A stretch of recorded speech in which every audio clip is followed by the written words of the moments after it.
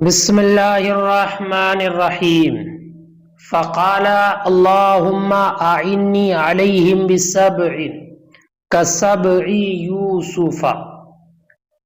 تو نبی اکرم صلی اللہ علیہ وسلم نے فرمایا،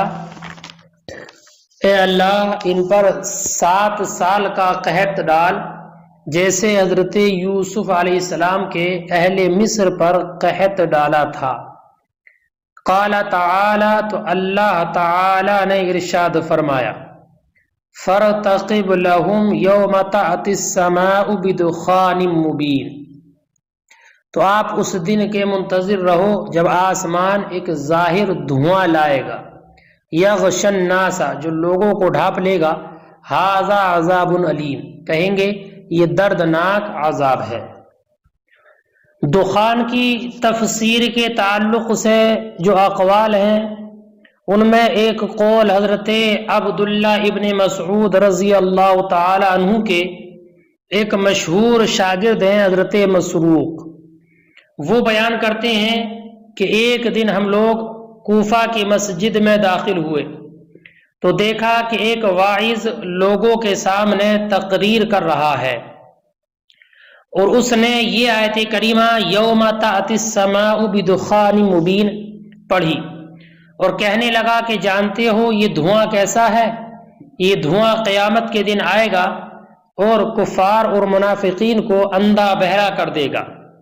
لیکن اہل ایمان پر اس کا اثر صرف اس قدر ہوگا جیسے زکام کا اثر لاحق ہوتا ہے۔ اس کی یہ بات سن کر ہم لوگ حضرت عبداللہ ابن مسعود کے پاس گئے اور اس واعظ کا یہ واعظ بیان کیا تو حضرت عبداللہ ابن مسعود رضی اللہ تعالی عنہ لیٹے ہوئے تھے اور یہ تفسیر سن کر گھبرا کے اٹھ بیٹھے اور کہنے لگے کہ انسان کو اگر علم نہ ہو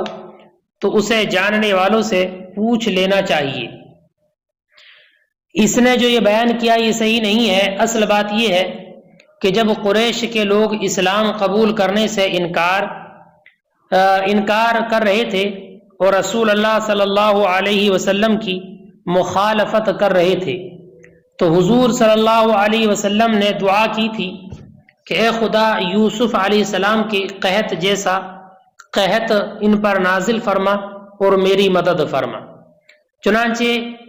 ایسا شدید ان پر قحط آیا اور اس قدر سخت قحط میں اللہ تعالیٰ نے ان کو مبتلا فرمایا کہ یہ لوگ ہڈیاں، چمڑا اور مردار تک کھا گئے۔ اس زمانے میں ان لوگوں کی حالت یہ تھی کہ شدید بھوک کی بنیاد پر ان کی آنکھوں کے سامنے دھواں نظر آتا تھا، اور جو اس شدت کی عالم میں آسمان کی طرف دیکھتا تھا تو اسے بھوک کی شدت کی بنیاد پر آسمان و زمین کے درمیان دھواں ہی دھواں نظر آتا تھا۔ بالآخر یہ اس شدید مصیبت میں گرفتار تھے کہ ابو سفیان نبی اکرم صلی اللہ علیہ وسلم کی بارگاہ میں آئے اور کہا کہ آپ تو صلہ رحمی کا دعویٰ کرتے ہیں اور اس کی دعوت دیتے ہیں، آپ کی قوم بھوک سے مر رہی ہے، تو اللہ سے دعا کیجئے کہ اللہ تعالیٰ اس مصیبت کو دور کر دے۔ یہی وہ زمانہ تھا کہ جب قریش کے لوگ کہتے تھے کہ اے خدا ہم سے یہ عذاب دور کر دے تو ہم ایمان لے آئیں گے۔ اسی واقعے کا ذکر اللہ تعالیٰ نے ان آیات مبارکہ میں فرمایا ہے، اور جو آگے اللہ نے ارشاد فرمایا یوم نبطش البطشۃ الکبریٰ، اس سے مراد جنگ بدر کے روز کفار کو جو ضرب لگائی گئی تھی وہ ضرب مراد ہے نا۔ یہ اصل تفسیر ہے۔ حضرت عبداللہ ابن مسعود رضی اللہ تعالیٰ عنہ نے اس آیت کی تفسیر ارشاد فرمائی، اس لیے اس امر میں کوئی شک نہیں رہتا کہ حضرت کی رائے فی الواقع یہی تھی، اور تابعین میں مجاہد، قتادہ، ابو العالیہ، مقاتل، ابراہیم نخعی، ضحاک وغیرہ نے بھی اسی روایت سے اتفاق کیا ہے۔ البتہ دوسرے بعض حضرات جیسے کہ حضرت علی وغیرہ اور حسن بصری اکابرین یہ کہتے ہیں کہ ان آیات میں سارا کا سارا ذکر قیامت کے قریب زمانے کا کیا گیا ہے، اور جس دھوئیں کی خبر دی گئی ہے اسی زمانے کا دھواں ہے جو زمین پر چھائے گا۔ اور ان کی اس روایت کی تقویت اس حدیث سے بھی ہوتی ہے کہ جس میں نبی اکرم صلی اللہ علیہ وسلم نے قیامت کی نشانیوں کو ذکر فرمایا تو یکے بعد دیگر ان کا ذکر فرمانے کے بعد آپ نے اس میں دھوئیں کا ذکر بھی فرمایا، دھوئیں کا ذکر کہ جو دھواں قرب قیامت آسمان کی جانب سے زمین کے جانب آئے گا، ہے نا. تو یہ دونوں روایتیں ہیں، اسی کا ذکر اللہ تعالیٰ نے اس آیت مبارکہ میں فرمایا ہے. فقالا تو نبی اکرم نے فرمایا، اللہ عرض کی، اللہم اعنی علیہم بسبعین، اے اللہ تو ان پر انہیں قحط میں مبتلا کر دے 7 سال کے کسبعی یوسف، جیسے کہ یوسف علیہ السلام کے اہل مصر پر قحط آیا تھا. قال تعالی، تو اللہ تعالیٰ نے آپ کی دعا کو قبول کرتے ہوئے فرمایا، فرتقب لہم، تو آپ ان کے لیے انتظار کیجئے، یوم تأتی السماء، اس دن کا کہ جس دن آسمان لائے گا بدخان مبین، کھلا دھواں. فاجدبت الارض، تو زمین پر خشک سالی ظاہر ہو گئی، واشتد بہم الجوع، اور ان پر سخت بھوک ہو گئی، واشتدت بہم الجوع، اور انہیں شدید بھوک ہوئی. الی ان رأوا من شدتہ، یا یہاں تک کہ انہوں نے دیکھا اس کی بھوک کی شدت کی بنیاد پر، کہیئت الدخان بین السماء والارض، آسمان و زمین کے درمیان دھوئے کے مثل. یغش الناس، جو زمین لوگوں کو ڈھانپ لے گا. فقالوا، تو وہ بولے، ھذا عذاب علیم، یہ سخت عذاب ہے. ربنا کشف عنا العذاب، اور انہوں نے کہا، اے ہمارے رب تو ہم سے اس عذاب کو دور کر دے. انا مؤمنون، بے شک ہم ایمان لانے والے ہیں. مصدقون بنبیک، یعنی تیرے نبی کی تصدیق کرنے والے ہیں. قال تعالی، تو اللہ تعالی نے فرمایا، انا لهم الذکرا، انا لهم الذکرا، کہ کہاں ہے اب نصیحت حاصل کرنا نفع بخش. انا لهم الذکرا، نفع نصیحت پکڑنا، نصیحت ماننا اب کہاں مفید ہو سکتا ہے. مانا تھا اس آیت کریمہ کا، اے لا ينفعهم الايمان عند نزول العذاب، یعنی عذاب کے نازل ہونے کے وقت ان کا ایمان انہیں کہاں فائدے مند ہو سکتا، ان کو نفع نہ دے گا. وقد جاءهم رسول مبین، اور بے شک آ چکے ان کے پاس کھلی طور پر، واضح طور پر بیان فرمانے والے رسول آ چکے، بین الرسالہ.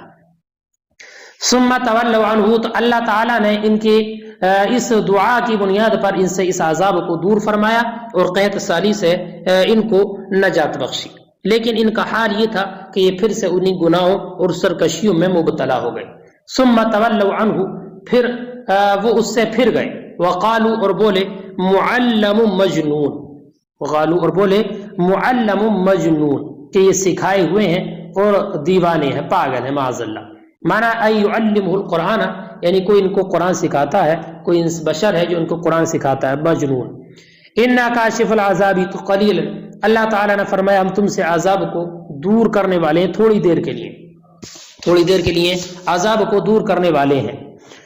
اے الجوع عنکم، یعنی تم سے بھوک کو دور کرنے والے ہیں، زمنا قلیلا، تھوڑے زمانے کے لیے. فکشف عنہم، تو ان سے دور کر دیا. انکم عائدون، بے شک تم لوٹنے والے ہو، الی کفرکم، اپنے کفر کی جانب. فعادوا الیہ، تو وہ پھر اسی کفر کی جانب لوٹ آئے اور دوبارہ سے انہی سرکشیوں میں مبتلا ہو گئے، انہی سرکشیوں میں مبتلا ہوئے. حالانکہ ہونا تو یہ چاہیے تھا کہ اب تمہیں عذاب نازل ہو چکا ہے، تم اپنی آنکھوں سے اس کو دیکھ چکے ہو، تو اب تم اس سے نصیحت حاصل کرتے اور عذاب کو دور کر دیا گیا تو اللہ تعالیٰ سے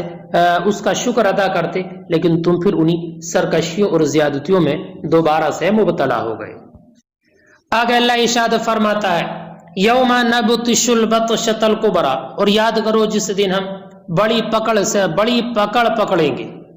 ہے نا. اذکر، یاد کرو، یوم نبطش البطشۃ الکبریٰ، جس دن ہم بڑی پکڑ پکڑیں گے.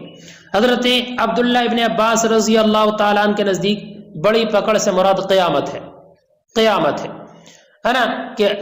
مراد یہ ہے کہ یہ آخرت کا عذاب ہوگا جو ان سے ٹل نہیں سکتا. اور عبداللہ ابن مسعود رضی اللہ تعالیٰ عنہ کی روایت یہ ہے کہ اس بڑی پکڑ سے مراد جنگ بدر ہے، معرکہ بدر کا واقعہ ہے. بدر میں ان لوگوں سے جو بدلہ لیا گیا وہ مراد ہے، اور اس سے مراد جنگ بدر کی گرفت ہے کہ جس میں کفار کے 70 لوگ مارے گئے تھے اور 70 قیدی بنا لیے گئے تھے. دوسری تفسیر کی روح سے یہ سخت گرفت قیامت والے دن کی گرفت ہوگی، یہ اس خاص گرفت کا ذکر ہے یا جو جنگ بدر میں ہوئی ہے. یوم نبطش البطشۃ الکبریٰ، اور یاد کرو جس دن ہم سخت پکڑ پکڑیں گے، ہوا یوم بدر، اور وہ بدر کا دن ہے. انا منتقمون، بے شک ہم ان سے بدلہ لینے والے ہیں. والبطش الاخذ بقوہ، اور بطش کا معنی طاقت سے پکڑ لینا ہے. وَلَقَدْ فَتَنَّا قَبْلَهُمْ قَوْمَ فِرْعَوْنَ۔ اب اللہ تعالیٰ ارشاد فرماتا ہے کہ ان مشرکین سے پہلے مصر کے لوگوں کو بھی ہم نے اسی طریقے سے جانچا تھا اور ان کی بھی آزمائش کی تھی، اور ان کی طرف بھی اپنے بزرگ رسول موسیٰ علیہ السلام کو بھیجا کہ انہوں نے میرا پیغام بنی اسرائیل تک پہنچایا ہے نا، اور ان کو دعوت و تبلیغ کی، لیکن انہوں نے ان کی بات کو نہیں مانا اور ان کی نبوت کو نہیں مانا، ان کے معجزات کو نہیں مانا اور ان کی ہدایت کی باتوں پر عمل نہیں کیا، سرکشی کرنے لگے اور ان پر ظلم و زیادتی کرنے لگے، تو اللہ تعالیٰ نے ان سب کو بھی ہلاک کر دیا۔ اسی کا ذکر اللہ تعالیٰ نے یہاں سے فرمایا ہے، وَلَقَدْ فَتَنَّا بَلَوْنَا قَبْلَهُمْ، اور ہم نے آزمایا اس سے پہلے قوم فرعون، فرعون کی قوم کو، معه اس کے ساتھ، وَجَاءَهُمْ رَسُولٌ قریب، اور آئے ان کے پاس رسول آئے، وَجَاءَهُمْ رَسُولٌ قریب، اور ان کے پاس بزرگی والے رسول آئے تھے، بزرگی والے، وہ موسیٰ علیہ السلام، اور وہ موسیٰ علیہ السلام ہے، کریم علی اللہ تعالی۔ یہ آیت کریمہ کی تفسیر میں علی اللہ تعالی، اور ایک یہ ہے کہ یہ علی المؤمنین ہے، اور ظاہر یہ ہے کہ اگر علی اللہ ہو تو اس سے مراد عزیز ہے، یہ عزیز کے معنی میں ہے، اور اگر ثانی مراد علی المؤمنین تو یہ متعاطف کے معنی میں ہے، اور یہ بھی جائز ہے کہ یہ دونوں صورتوں میں مکرم کے معنی میں ہو، مکرم کے معنی میں، رسول کریم اے علی اللہ تعالی، یعنی باعزت اور معزز اور مکرم رسول ان کی جانب آئے۔ ان اے بان ادو الیہ، اور انہوں نے آ کر کہا، حضرت موسیٰ نے اپنی قوم سے کہا، ان ادو الیہ عباد اللہ، کہ مجھے سپرد کر دو اللہ کے بندوں کو، ان ادو الیہ، کہ میرے سپرد کر دو، یا عباد اللہ، اے اللہ کے بندوں، یا اللہ کے بندوں کو میرے سپرد کر دو، الیہ اے ما الی ادعو،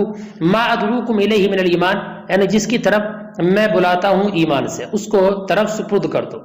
اے اظہروا ایمانکم بالطاعۃ لی، یعنی اپنے ایمان کو ظاہر کرو میری اطاعت کر کے، اے اللہ کے بندو، انی لکم رسول امین، بے شک میں اللہ کا رسول ہوں، امانت دار ہوں، امانت والا رسول ہوں، علی ما ارسلت بی، اس پر جس کے ساتھ میں بھیجا گیا ہوں، اس پر میں امانت والا رسول ہوں، وَأَلَّا تَعْلُوا عَلَى اللَّهِ، اور اللہ کے مقابلے میں سرکشی نہ کرو، تَتَجَبَّرُوا عَلَى اللَّهِ بِتَرْكِ طَاعَتِهِ، اور اللہ کے مقابلے میں سرکشی نہ کرو بِتَرْكِ طَاعَتِهِ، اس کی طاعت کو ترک کر کے، انی آتیکم بسلطان مبین، بے شک میں تمہارے پاس کھلی نشانیاں لے کر آیا ہوں، تمہارے پاس روشن دلیل لے کر آیا ہوں، سلطان برہان کے معنی میں، بین علی رسالتی، اپنی رسالت پر۔ جب حضرت موسیٰ علیہ السلام نے ان کو یہ دعوت و تبلیغ کی اور کہا کہ میں جس کی طرف تمہیں بلاتا ہوں، جس کی دعوت تمہیں دیتا ہوں، تم اس کو قبول کر لو اور میری اطاعت کر کے اپنے ایمان کو ظاہر کرو، بے شک میں نشانیاں جو لے کر آیا ہوں وہ واضح نشانیاں ہیں اور امانت دار رسول ہوں۔ تو اس وقت میں بنی اسرائیل نے اور فرعونیوں نے بجائے اس کے کہ فرعونیوں نے آپ کا انکار کیا اور آپ کو طرح طرح ستایا اور آپ کی نبوت کا انکار کیا، تصدیق نہیں کی، بلکہ آپ کو پتھر سے سنسار کرنے کا بھی ان سے دھمکایا اور کہا کہ ہم تمہیں پتھروں سے سنسار کر دیں گے اور تمہیں اس طریقے سے ہم عذاب دیں گے۔ حالانکہ انہیں تو رسالت کی تصدیق کرنا چاہیے تھی، لیکن اس کے بجائے انہوں نے سنساری کی دھمکی دی۔ فتوعدوہ بالرجم، تو انہوں نے دھمکی دی رجم کرنے کی۔ فقال، تو حضرت موسیٰ نے فرمایا، وَإِنِّي عُذْتُ بِرَبِّي وَرَبِّكُمْ أَن تَرْجُمُونِ، اور بے شک میں پناہ لیتا ہوں اپنے رب اور تمہارے رب کی اس بات سے کہ تم مجھے سنسار کر لو، وَإِنِّي عُذْتُ بِرَبِّي وَرَبِّكُمْ أَن تَرْجُمُونِ بِالْحِجَارَةِ، اس بات سے کہ تم مجھے پتھروں سے سنسار کر دو۔ یہ اس وقت کی بات ہے جب اندر ہی اندر سیدنا موسیٰ علیہ السلام کی دعوت پھیل رہی تھی۔ بنی اسرائیل کے علاوہ قوم فرعون کے بہت سے آدمی در پردہ حضرت موسیٰ علیہ السلام پر ایمان لا چکے تھے، اور فرعون اپنی سلطنت کے چھل جانے کا اس کو اندیشہ پیدا ہو گیا تھا، اور اس نے اپنے درباریوں سے اور قوم کے لوگوں سے یہ کہا تھا کہ مجھے چھوڑو، میں موسیٰ کو قتل کیے دیتا ہوں ورنہ وہ تمہارا دین تباہ کر دے گا۔ یہ پیچھے آیت کریمہ میں گزر چکا ہے۔ فرعون نے کہا تھا کہ مجھے چھوڑو، میں اسے قتل کر دوں گا اور ملک میں سخت بد امنی یہ تمہارے پھیلا دے گا۔ تو اس کے جواب میں موسیٰ علیہ السلام نے فرمایا کہ میں اپنے رب کی پناہ میں آ چکا ہوں، لہذا تم میرا بال برابر بھی کچھ نہیں بگاڑ سکتے. تم مجھے رجم کرنا تو دور کی بات ذرا سا نقصان بھی نہیں پہنچا سکتے ہو. وَإِنِّي عُذْتُ بِرَبِّي وَرَبِّكُمْ أَن تَرْجُمُونِ، اور میں پناہ لیتا ہوں اپنے رب اور تمہارے رب کی اس بات سے کہ تم مجھے سنسار کرو. وَإِن لَّمْ تُؤْمِنُوا لِي فَاعْتَزِلُونِ، اب چونکہ یہ لوگ فرعونی حضرت موسیٰ علیہ السلام کو طرح طرح تکلیفیں دیتے تھے اور ستاتے تھے، تو آپ نے فرمایا کہ اگر تم میری بات نہیں مانتے ہو، میری بات کی تصدیق نہیں کرتے ہو، تو تم پھر مجھے ایذا دینا اور تکلیف دینا بھی چھوڑ دو. وَإِن لَّمْ تُؤْمِنُوا لِي، اور اگر تم مجھ پر ایمان نہیں لاتے، تصدقونی میں تصدیق نہیں کرتے، فَاعْتَزِلُونِ، تو تم مجھ سے کنارہ کش ہو جاؤ، فَاتْرُكُوا عَذَايَا، تو تم مجھے تکلیف دینا بھی چھوڑ دو. فَلَمْ يَتْرُكُوهُ، تو انہوں نے ترک نہ کیا. جب یہ طرح طرح سے حضرت موسیٰ علیہ السلام کو ستاتے رہے اور آپ کو تکلیفیں دیتے رہے، تو اس وقت میں حضرت موسیٰ علیہ السلام نے ان کے لیے دعا کی تھی اور کہا تھا کہ اے اللہ تعالیٰ تو ان سب کو ہلاک کر. تو اللہ کے رسول حضرت موسیٰ علیہ السلام نے ایک لمبی مدت تک ان کو دعوت و تبلیغ کرنے کے بعد اور ہر طرح سے ہر نشانی کو ان کے سامنے کھول کر بیان کرنے کے بعد اللہ تعالیٰ کی بارگاہ میں ان کے لیے بددعا کی. جیسے کہ ایک آیت مبارکہ میں ہے کہ حضرت موسیٰ نے کہا کہ اے ہمارے رب، تو نے فرعون اور اس کے امراء کو دنیاوی نمائش اور مال و متاع دے رکھی ہے. اے اللہ، یہ اس سے دوسرے لوگوں کو بھی تیری راہ سے بھٹکاتے ہیں، تو ان کا مال غارت کر اور ان کے دل اور سخت کر دے، تاکہ دردناک عذابوں کے معائنہ تک انہیں ایمان ہی نصیب نہ ہو. تو اللہ تعالیٰ کی جانب سے جواب ملا کہ اے موسیٰ و ہارون، میں نے تمہاری دعا قبول کر لی ہے اور میں ان سب کو ہلاک کرنے والا ہوں. فدعا ربہ، تو دعا کی اپنے رب سے، ان ہؤلاء قوم مجرمون، کہ یہ مجرم قوم ہے یعنی مشرک قوم ہے. فقال تعالی، تو اللہ تعالیٰ نے حضرت موسیٰ علیہ السلام سے ارشاد فرمایا، فَأَسْرِي بِعِبَادِي لَيْلًا إِنَّكُمْ مُتَّبَعُونَ، تو تم میرے بندوں کو راتوں رات لے کر چلے جاؤ. إِنَّكُمْ مُتَّبَعُونَ، بے شک تمہارا تعاقب کیا جائے گا. اللہ تعالیٰ نے حضرت موسیٰ کو حکم دیا تھا کہ اب تم استقامت پر قائم رہو اور میرے بندے بنی اسرائیلیوں کو راتوں رات فرعون اور فرعونیوں کی بے خبری میں یہاں سے لے کر چلے جاؤ، اور یہ لوگ تمہارا پیچھا کریں گے، لیکن تم ڈرنا نہیں اور بے خوف و خطر ہوئے چلے جانا. میں تمہارے دریا میں راستہ بنا دوں گا اور اس کو خشک کر دوں گا. تو اس کے بعد حضرت موسیٰ علیہ السلام بنی اسرائیل کو لے کر چل پڑے. فرعون اپنے لشکر کے ساتھ بنی اسرائیل کا پیچھا کرنے کے لیے نکلا. آپ بنی اسرائیل کو لے کر اس راستے میں اتر گئے جو دریا میں بنایا گیا تھا. دریا کا پانی اس جگہ سوکھ گیا اور اپنے آپ تمام ساتھیوں کے ساتھ پار ہو گئے، اور آپ نے یہ چاہا کہ دریا پر دوبارہ اس لکڑی کو ماریں اور اس سے یہ کہہ دیں کہ اب تو اپنی روانی پر آ جا، اور تاکہ فرعون اور فرعونی اس سے گزر نہ سکے. لیکن اس وقت میں اللہ تعالیٰ نے آپ کی جانب وحی بھیجی کہ اسے اسی حال میں سکون کے ساتھ رہنے دو. اس کی وجہ بھی بتائی کہ یہ سب کے سب جو آ رہے ہیں تمہارا پیچھا کرنے کے لیے، یہ سب اسی میں ڈوب کر مر جائیں گے. وہ راستے اسی طریقے پر رہے. فرعون اور فرعونی جب اس راستوں میں داخل ہو گئے تو اللہ تعالیٰ کے حکم سے وہ دریا مل گیا اور ان تب کو اسی وقت میں ہلاک کر دیا گیا. فَأَسْرِي بِعِبَادِي لَيْلًا، تو آپ میرے بندوں کو رات میں لے کر چلو، ہے نا، بنی اسرائیل کو. إِنَّكُمْ مُتَّبَعُونَ، بے شک تمہارا پیچھا کیا جائے گا. يَتَّبِعُكُمْ فِرْعَوْنُ وَقَوْمُهُ، فرعون اور اس کی قوم تمہاری اتباع کرے گی. وَاتْرُكِ الْبَحْرَ رَهْوًا، اور تم دریا کو ساکن اور کھلا چھوڑ دو. وَاتْرُكِ الْبَحْرَ إِذَا قَطَعْتَهُ أَنْتَ وَأَصْحَابُكَ، جب تم اور تمہارے اصحاب اس کو پار کر لیں. رَهْوًا ساکنا، تو اس کو ساکن چھوڑ دو، متفرجن کشادہ. حَتَّى تَدْخُلَهُ الْقِبْطُ، یہاں تک کہ قبطی اس میں داخل ہو جائیں. انہم جند مغرقون، بے شک وہ ایسا لشکر ہے جو غرق کیا جائے گا، ڈبو دیا جائے گا. فاطمئن، تو جب وہ سکون ہو گیا بذالک، اس سے، فاغرقوا، تو ان سب کو ہلاک کر دیا گیا. اللہ تعالیٰ کا ارشاد فرماتا ہے، کم ترکوا من جنات وعیون، وہ کتنے یہ باغات اور چشمے چھوڑ گئے، کتنے باغات اور چشمے چھوڑ گئے، یعنی کتنی عیش و عشرت کے سامان ان کے پاس موجود تھے. باغات تھے، چشمے تھے جو ان کی نہریں اور باغات ان کے محلات کے نیچے بنے ہوئے تھے، جاری تھے، اور کتنے عیش و عشرت کے سامان ان کے پاس تھے، عزت کی زندگی تھی. لیکن اس کے باوجود انہوں نے ساری نعمتیں جھٹلائیں اور اللہ کے رسول کی نافرمانی کی اور اللہ کی نافرمانی کی، جس کے بدلے ان سب کو ہلاک کر دیا گیا. کم ترکوا من جنات، وہ کتنے ہی باغات اور چشمے چھوڑ گئے، بساتین وعیون چشمے تجری جو جاری تھے، وزروع اور زراعتیں اور کھیتیاں، ومقام کریم اور عالی شان مقام محلات، مجلس حسن، ونعمت اور خوشحالی کانوا فیہا فاکہین انا جس میں یہ مزے اڑانے والے تھے، ناعمین جس میں عیش و عشرت کی زندگی گزارنے والے تھے، کذالک ایسے ہی، یہ مبتدا کی خبر ہے، الامر کذالک یعنی معاملہ ایسے ہی ہے، وَأَوْرَثْنَاهَا اور ہم نے اس کا وارث بنایا، یعنی ان اموال کا وارث بنایا، قوما آخرین دوسری قوم کو، ہم نے دوسری قوم کو ان کا وارث بنا دیا، اے بنی اسرائیل یعنی بنی اسرائیل کو اس کا وارث بنا دیا۔ فما بکت علیہم السماء والارض تو ان پر آسمان اور زمین نہ روئے، فما بکت علیہم السماء والارض تو آسمان و زمین ان پر نہ روئے، وما كانوا منظرین اور نہ وہ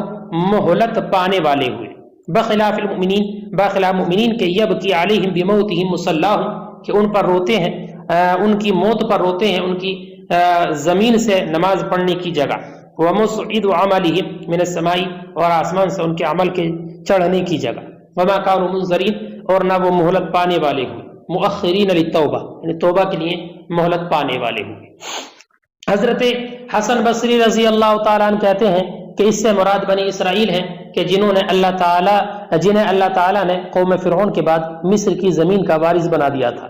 اور قتادہ کی روایت یہ ہے کہ اس سے مراد دوسرے لوگ ہیں جو آل فرعون کے بعد مصر کے وارث ہوئے، اس لیے کہ تاریخوں میں کہیں بھی یہ ذکر نہیں ملتا کہ مصر سے نکلنے کے بعد بنی اسرائیل کبھی وہاں واپس گئے ہوں اور وہاں اس زمین کے وارث ہوئے ہوں۔